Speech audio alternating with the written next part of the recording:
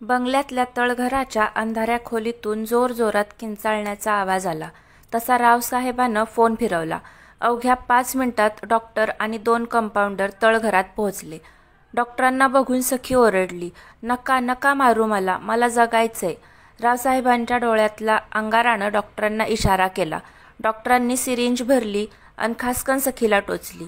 2 मिनिटात सारं शांत झालं. सखी डोळे मिटून निपचित पडली. अंगावरून घामाच्या धारा वाहत होत्या, पण तिचं भान हरपलं होतं. रात्री 2 वाजेच्या सुमाराला सखीला जाग आली. काळ्या कुट्ट अंधारात सखी ओरडू लागली, "चांडाळा, सोड मला." पण सखीला बांधलेला साखळदंड एवढा दणकट होता की हाताला हिसका बसल्याने तिला जखम झाली आणि हातातून भळभळ रक्त वाहू लागलं. सखीला ग्लानी आली. ती शुद्धीवर येईपर्यंत बराच रक्तस्राव झाला होता. सखी ही विमलबाई आणि नानासाहेबांची एकुलती एक लेक. मुलगा पाहिजे या हट्टापायी सखीनंतर 2 वर्षांनी विमलबाईंनी रावसाहेबाला जन्म दिला. रावसाहेब लहानपणापासून हट्टी, चिडखोर आणि संतापी. असूयेपोटी सखीला वाढलेल्या ताटातूनही तो घास हिसकावून घ्यायचा. विमलबाईंनी त्याच्या द्वेष प्रवृत्तीला प्रतिबंध घालण्याचा प्रयत्न केला, पण काही उपयोग झाला नाही. मोठा झाल्यावर रावसाहेब सखीचा दुस्वास करू लागला. नानासाहेबांच्या तीक्ष्ण नजरेला हे रुचलं नाही. त्यांनी रावसाहेबाला मिलिटरी शाळेत टाकला, पण रावसाहेब अधिकच बंडखोर झाला. सखीचं पदवीपर्यंत शिक्षण पूर्ण झालं. आता तिचे हात पिवळे करण्याची वेळ आली होती. विमलबाई आणि नानासाहेबांनी एक चालून आलेल्या स्थळाला होकार दिला. मातब्बर देशमुखांचं स्थळ, गर्भश्रीमंत. सखी देखील हरकून गेली जीवनाला मिळणाऱ्या नवीन वाटचालीनं. सखीचं लग्न प्रेमशी धूमधडाक्यात झालं. सखी देशमुख घराण्याची सून झाली. सारं वैभव आपसुकच चालून आलं होतं, पण नियतीच्या मनात वेगळंच होतं. प्रेम देशमुखांचा एकुलता एक मुलगा, लाडाकोडात वाढलेला, घरची गर्भश्रीमंती, म्हणून नोकरी करण्याची वेळ कधी आलीच नाही. पण माठातलं पाणी किती दिवस पुरणार? प्रेमला व्यसन लागलं दारूचं. दररोज पिऊन यायचं आणि बायकोला झोडायचं, असा प्रेमचा नित्यक्रम सुरू झाला. शिकली सवरली सखी मुकाट्यानं छळ सोसत होती. काही दिवसातच दारूच्या अतिसेवनापायी प्रेमचं निधन झालं आणि देशमुख घराण्यानं तिला करंटी ठरवत घराबाहेर काढलं. सखी माहेरी आली अंगावरच्या साडीनिशी. वृद्ध मातापित्यांच्या केविलवाण्या नजरा सखीचं दुःख बघत होत्या. पण रावसाहेबाला मात्र असूया आनंद झाला होता. लेकीचं पांढरं कपाळ पाहून विमलबाई मनातल्या मनात आक्रोश करत होत्या, पण रावसाहेब मात्र दाट ओठ खात होता आणि बहिणीच्या नशिबावर क्रूरपणे हसत होता.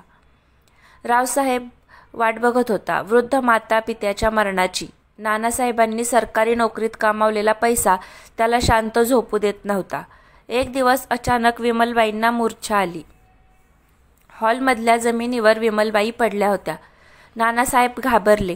त्यांनी ताबडतोब विमलबाईंना हॉस्पिटलमध्ये हलवलं. डॉक्टरांनी विमलबाईंची रक्त तपासणी केली. तासाभरात रिपोर्ट मिळणार होता, पण नानासाहेब अधिकच घाबरलेले होते. रात्री उशिरा विमलबाई शुद्धीवर आल्या. तेव्हा डॉक्टर नानासाहेबांना सांगत होते, "घाबरू नका, पण आता काळजी अधिक घ्यावी लागणार आहे." विमलबाईंच्या कानावर शब्द पडत होते, "त्यांना ब्लड कॅन्सर झालाय." विमलबाईंनी डोळे घट्ट मिटून घेतले, पण सत्य कुठं लपणार होतं. 2 महिन्यांचा कालावधी डॉक्टरांनी दिला. नानासाहेबांनी उपचारासाठी विमलबाईंना मुंबईला हलवलं. नानासाहेबांनी पाण्यासारखा पैसा खर्च केला, पण काहीच उपयोग झाला नाही. अवघ्या 15 दिवसातच विमलबाईंचं निधन झालं.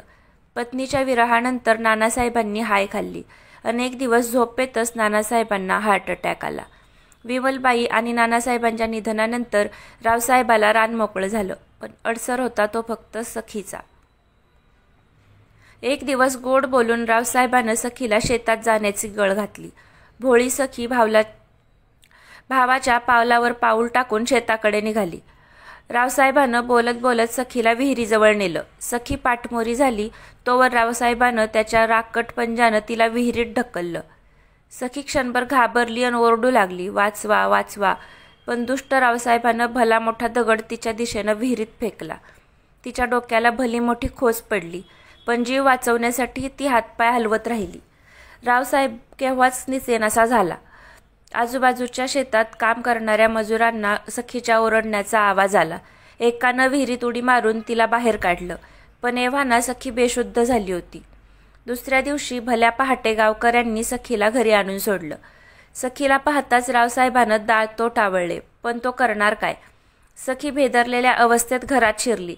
रावसाहेबानं घराचे दरवाजे बंद केले. तिला बळजबरी ओढत तळघरात नेलं, साखळदंडांनी जखडलं आणि वर चापकाचे फटके मारले. सखीला मूर्छा आली.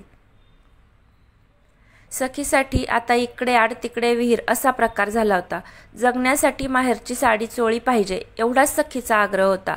पण रावसाहेब नानासाहेबाच्या इस्टेटीतून काही द्यायला तयार नव्हता. सखीचा अट्टहास वाढत होता. सखी काही केल्या वारसपत्रावर सह्या करायला तयार नव्हती. रावसाहेबाने प्रश्न त्याच्या डोक्यात एक असुरी कल्पना शिरली, सखीला वेडं करण्याची. दिवसभर साखळदंडाचा फास आणि चापकाचे फटके सोसण्यापुढे सखीजवळ काहीच इलाज नव्हता. पण रावसाहेबाचं सैतानी मन एवढ्यावरच शांत बसलं नाही. त्याने वेड्यांच्या हॉस्पिटलमधल्या डॉक्टरांना बोलावलं आणि सखीला शॉक देणं सुरू केलं. सखीच्या किंचाळण्याला आजूबाजूचे कान देऊ लागले. मग मात्र रावसाहेबानं इंजेक्शनची नामी योजना काढली.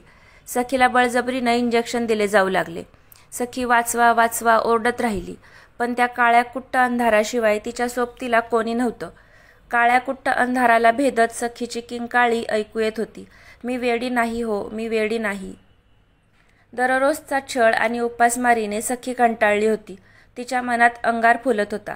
आईवडिलांच्या आठवणीनं तिचं मन व्याकुळ होत होतं.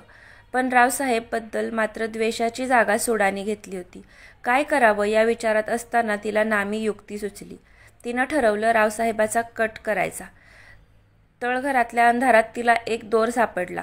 दोर गुंडाळून तिनं एक फास तयार केला. अंधारात चाच पडत तिने ते टेबलाचा आधार घेतला. टेबलावर चढून तिने फास डोक्यावरच्या पंख्याला अडकवला. तयारी पूर्ण झाली आणि ती वाट पाहू लागली रावसाहेबाची. रावसाहेबाच्या डोक्यात संचारला होता सैतान. वारसपत्राचे कागद घेऊन तो तळघरात आला. आल्याबरोबर त्याने कागद सखीच्या दिशेने भिरकावला. त्याने सखीला जोरात दरडावलं. सखी थरथर करत होती. सखीला दंडाला धरून त्याने जोरात ओढलं. दारू पिलेल्या रावसाहेबाला स्वतःचंही भान नव्हतं. सखीनं संधी साधून त्याला टेबलाकडे ढकललं. भान हरपलेला रावसाहेब टेबलावर चढला आणि नाचू लागला. जोरजोरात हसू लागला. सखी घाबरत घाबरत एका कोपऱ्यात उभी राहिली आणि काही क्षणातच सखीला किंकाळी ऐकू आली. मेलो मेलो. रावसाहेबाच्या गळ्यात फास अडकला होता. सखीनं अंधाराचा फायदा घेत टेबल बाजूला ओढला. एव्हाना रावसाहेबाच्या गळ्याभोवती फास आवळला गेला होता. सखीनं धाडकन तळघराचे दरवाजे बंद केले आणि भीतभीतच ती दिवाणखान्यात येऊन बसली. दिवाणखान्यातल्या लोडवर डोकं ठेवून ती जोरात रडू लागली. विमलबाई नानासाहेबांच्या फोटोकडे पाहून तिने हात जोडले. तोंडातल्या तोंडात पुटपुटत ती म्हणाली, बाबा मला माफ करा. रावसाहेबाचा भेसूर चेहरा तिच्या डोळ्यासमोर तरळत होता. पण जिव्हाळ्याचा नात्याचा असा क्लेशदायक अंत झाला होता. स्त्रीत्वाची लढाई सखी जिंकली होती. पण अन्यायासमोर झुकायचं नाही असा आदर्श तिने महिला जगताला घालून दिला होता. कथा कशी वाटली? जर आवडली असेल तर व्हिडिओला लाईक करा आणि अशाच नवनवीन कथा ऐकण्यासाठी चॅनलला सबस्क्राईब नक्की करा. थँक्यू.